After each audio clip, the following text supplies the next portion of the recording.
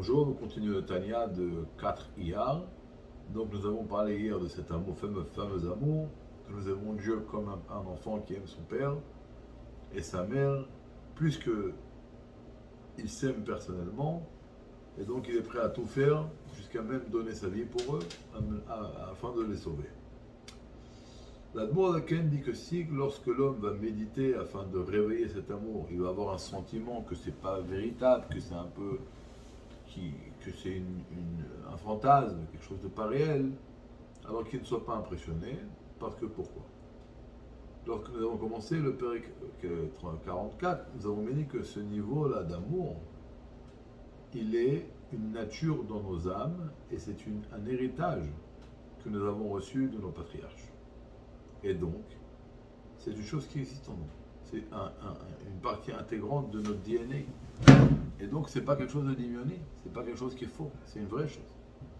Maintenant, si cette chose-là existe en nous, parce que c'est un héritage de nos patriarches, donc c'est une nature dans nos âmes, pourquoi c'est tellement nécessaire de méditer?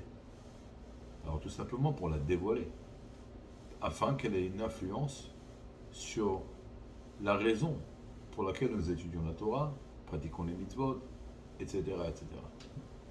Parce que quand cet amour-là va se dévoiler, alors ça va nous influencer que toute la raison pour laquelle nous allons étudier la Torah et pratiquer les mitzvot, ce sera pour un seul but. Créer une satisfaction, une jouissance chez Akadosh Baruch Hu.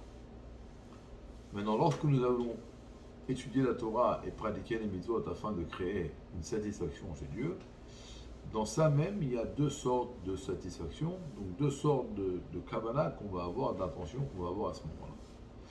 La première kavana sera de créer une jouissance, une satisfaction chez Akadosh Baruch Hu.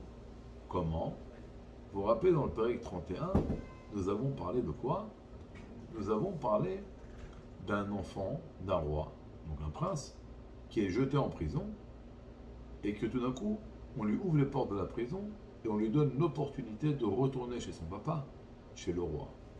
Et là, on a expliqué à ce moment-là la joie extraordinaire que le roi ressent du fait que son fils est revenu le rencontrer. C'est exactement la joie que Dieu a au moment où nous étudions la Torah, où nous pratiquons les mitzvot, parce qu'à ce moment-là, la Neshama, notre âme se libère des limites du corps et se fusionne avec Dieu.